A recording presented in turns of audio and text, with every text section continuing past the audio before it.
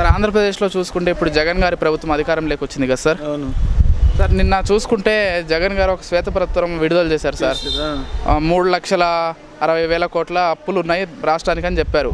కాకపోతే కేంద్రం చూసుకుంటే 2,52,000 కోట్ల అప్పులు ఉందని కేంద్రం చెప్పింది. అంటే 1,00,000 కోట్ల తేడా ఎందుకు వస్తుంది? అంటే జగన్ గారు ఎక్కువ చెప్తున్నారు, లేకపోతే కేంద్రం కావాల్సి తగ్గించి చెప్పింది అంటారు అప్పుల విషయంలో? అదంతా రైటింగ్ పవర్లు ఉంటుంది కదా సార్, అంతా అది ఉండదా?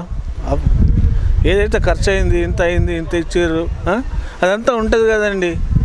మనం వాళ్ళు ఇచ్చిర్రు వీడు ఇవ్వలేదు వీళ్ళు ఇవ్వలేదు అనేది లెక్క కాదు ఇది. అంతా రైటింగ్లు ఉంటుంది. మళ్ళీ ఇంత ఖర్చు అయింది, ఇంత సెంట్రల్ గవర్నమెంట్ నుంచి ఇంత వచ్చింది, అది ఇది అంతా అంతే. మనం దానికి ఏం చేయలేము. అంటే వాళ్ళొక మాట వీళ్ళొక మాట ఎందుకు చెప్తున్నారు అని?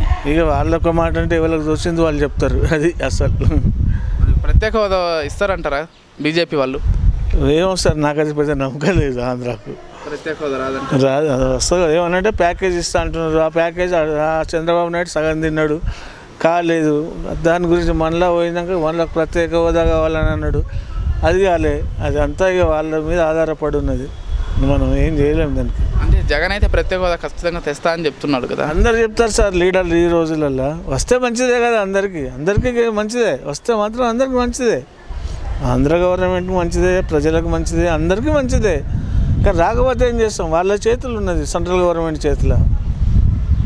అంటే సెంట్రల్ గవర్నమెంట్ చేతిలో ఉండొచ్చు, కాకపోతే ఎలక్షన్స్కి ముందు అయితే హామీ ఇచ్చాడు కదా, నేనైతే ఖచ్చితంగా నా బాధ్యత తేవడం అని హామీ ఇచ్చాడు కదా సార్. లీడర్లు అనేది మస్తు చేస్తుంటారు ఎలక్షన్ ముందు, నేను ఇది అది ఇది అన్నీ చేస్తా అంటారు. కానీ సాలో మాత్రం తక్కువ చేస్తారు అని నా అభిప్రాయం. ఇంత తప్పు అవుతున్నది, ఇంత వెనక ముందు ఆడుతుంటారు వాళ్ళు లీడర్స్ అంతా. గవర్నమెంట్ అంతా జీవితం అంతా నడుస్తుంది. Right, thank you. ఆంధ్రప్రదేశ్లో చూసుకుంటే ఇప్పుడు జగన్ గారు అధికారంలోకి వచ్చారు కదన్నా. ఓకే. సో నిన్న ఒక శ్వేతపత్రం విడుదల చేశారన్న. రాష్ట్రం 3,00,000 కోట్ల 60,000 కోట్ల అప్పులతో ఉందని, 3,60,000 కోట్ల అప్పులతో ఉందని. కాకపోతే కేంద్రం ఏం చెప్తుందంటే 2,50,000 కోట్ల అప్పులు మాత్రమే ఉన్నాయని చెప్తున్నారన్న. అంటే 1,00,000 కోట్ల తేడా ఎక్కడ వచ్చిందంటారన్న? అంటే జగన్ అబద్ధం చెప్తున్నారంటారా, లేకపోతే కేంద్రం అబద్ధం చెప్తుందంటారా? కేంద్రం చేస్తుంది. ఇప్పుడు ఇంతకుముందు పరిపాలన టీడీపీ చేసింది కదా, ఆ పరిపాలన రావచ్చు తేడా. అంటే ఇప్పుడు ఇంత అని పెట్టారు కదా బడ్జెట్. ఇప్పుడు కేంద్రం కరెక్ట్గా చెప్తుంది. ఇప్పుడు రాష్ట్రంలో మిగతా బడ్జెట్ ఎడిపోయింది అది తెలియదు కదా. ఇప్పుడు జగన్మోహన్ రెడ్డి కరెక్టే చెప్తుండు, జగన్ చెప్తే కరెక్టే. ఆ కేంద్ర రిపోర్ట్ అట్లా పోయింది. మరి అది అంటే అది పోయిన ప్రభుత్వంలో అది ఫాల్ట్, అది అంతేగాని దీనికి ఈ ప్రభుత్వం కాదు కదా అన్న. జగన్ ప్రత్యేక హోదా తెచ్చే అవకాశాలు ఉన్నాయంటారా అన్న? ఖచ్చితంగా తెస్తారు. ప్రత్యేక హోదా కోసం కదా ఇప్పుడు అది ప్రజలు ఇప్పుడు ఓటేసింది జగన్ ప్రత్యేక హోదా ఇస్తారనే కదా. జగన్ ఇప్పుడు ప్రత్యేక హోదా ఖచ్చితంగా వస్తుంది. మోడీ గారు కూడా ఇస్తారు. ఎందుకంటే ఇప్పుడు టీడీపీ పాలన ఉన్నప్పుడు బాగా అక్రమాలు చాలా జరిగినాయి. ప్రజలకు కూడా ఏం అందలే.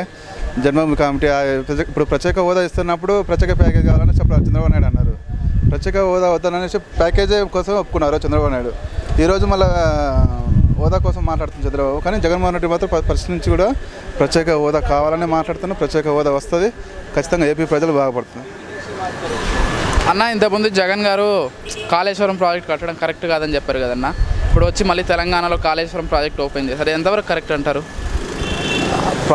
కాళేశ్వరం ప్రాజెక్టు ఓపెన్ అంటే అది కట్టడం అంటే అది అప్పుడు ఆ రోజు చంద్రబాబు కేసీఆర్కు అప్పుడు వివాదాలు కొన్ని అంటే రాష్ట్రంలో కొన్ని గొడవలుగా విధాలు చేశారు. కానీ కాంప్రమైజ్ అయ్యారు. అంటే కాళేశ్వరం ప్రాజెక్టు ఆ రోజు రాజశేఖర రెడ్డి గారు కూడా కట్టడానికి ప్రాజెక్టు ఒప్పుకోండి కదా. కాళేశ్వరం కాకుండా ప్రాజెక్టు అక్కడ కట్టాలనేది రాజశేఖర రెడ్డి కూడా ఆ రోజు అనుకుండు. సో దాన్ని పేరు మార్చారు అంతే. ఇంతకుముందు ఉన్న ప్రాజెక్టు వేరు, ఇప్పుడు కాళేశ్వరం ప్రాజెక్టు కొత్తగా కడతారు అంతే. దాన్ని అదే కట్టడం వల్ల మంచిదే, ఏపీకి మంచిదే, తెలంగాణ మంచిదే. ఇప్పుడు దాన్ని కట్టడం వల్ల రావాలని నష్టమే లేదు. అంతే, ఇద్దరికి మంచి నష్టాలు లాభాలే ఉంటాయి అంతే. పెద్ద నష్టమే ఉండదు, ఏం కాదు. కాకపోతే ఏంటంటే ఇటు రాష్ట్రాల మధ్య రెండు గొడవలు ఎందుకని కాంప్రమైజ్ అంతే. గొడవలు లేకుండా నీళ్ళు ఉన్నా కానీ పంచుకోవాలని అది. ఇప్పుడు ఇంతకుముందు టీడీపీ ఉన్న ప్రభుత్వంలో కేసీఆర్కు మన చంద్రబాబు నాయుడు గొడవలు, నీళ్ళు ఎక్కడ గొడవలే, ఏదైనా ఎక్కడైనా గొడవే, ఏదైనా పంచుకోవాలన్నా ఏదైనా మాట్లాడుకోవాలన్నా గొడవలే. ఇప్పుడు అలా లేకుండా అందరితో మంచిగా ఉండాలని పక్క రాష్ట్రంతో కేంద్రంతో జగన్ మంచిగా ఉండాలనేసి ఆ యొక్క కాలేజీ ప్రాజెక్టు ఓపెనింగ్కి పోయింది జగన్ అంతే. అది పోలవరం ప్రాజెక్ట్ కంప్లీట్ చేస్తారంటారా అన్న జగన్? జగన్ చేస్తాడండి. జగన్మోహన్ రెడ్డి గారు ఖచ్చితంగా చేస్తాడు. కాకపోతే ఏంటంటే అందులో ఉన్న అవినీతి బయటికి తీసిన తర్వాత దాని ప్రాసెస్ ఏందనేది జగన్మోహన్ రెడ్డి ఖచ్చితంగా నిర్వహిస్తారు, ఖచ్చితంగా చూస్తాడు. ఎందుకంటే చాలామంది ఇంతకుముందు చూసినాం ఇప్పుడు ప్రాజెక్టు మీద చాలా మందితో డ్యామ్ సరిగ్గా కట్టలేదు. ఇప్పుడు ప్లానింగ్ ఏం లేదు. ఇప్పుడు ఏది క్వాలిటీ ఒక ఆయనే దాన్ని కన్స్ట్రక్షన్ చేస్తే ఒక్కడే మొత్తం అది కరెక్ట్గా కాదా అనేది తెలియదు కదా. ఇప్పుడు అందులో చాలామంది దేవినేని ఉమ గారు చాలా అందులో దోపిడీ చాలా ఉంది. అలా ప్రాజెక్టు కూడా పెద్ద ఏం లేదు.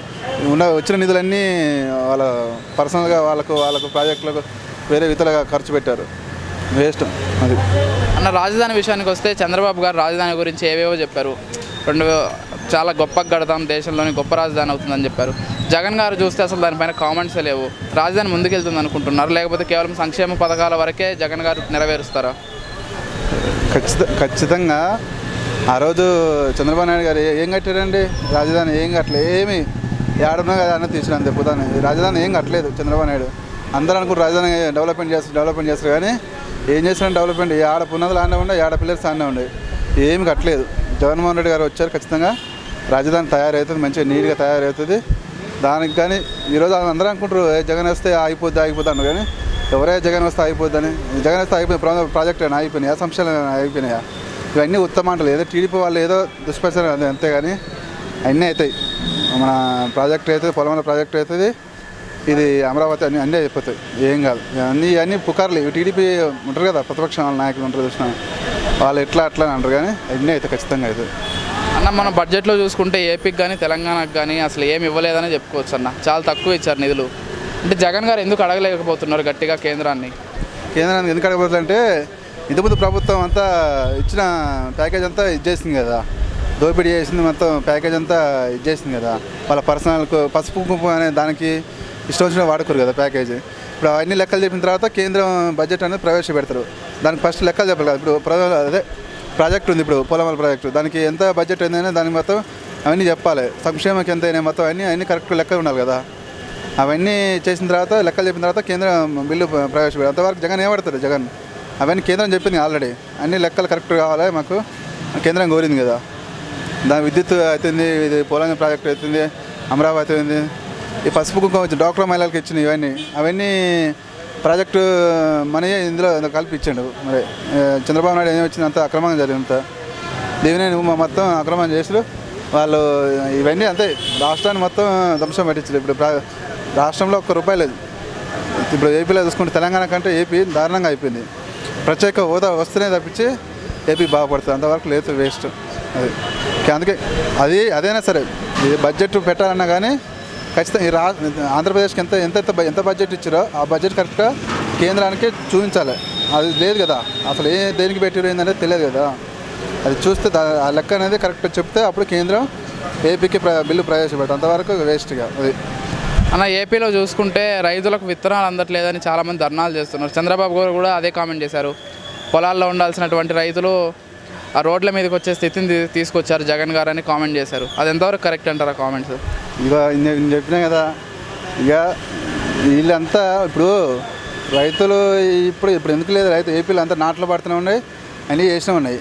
ఇదంతా టీడీపీలో ఏంటంటే ప్రతిపక్ష నాయకులు అంతా ఏదో పుకారు లేపాలి, ఈ గవర్నమెంట్ పడిపోవాలనే ఉద్దేశంతోనే ఏదో ఒకటి. అంతే. ఏ రైతులు చెప్పండి, పలానా కాడ చూపించమండి, పలానా రైతులు విత్తనాలు లేకుండా బయటకు వెళ్ళేదని ఒక చూపించమండి. ఒక రైతుని చూపించమని వచ్చి చంద్రబాబు నాయుడు గారు.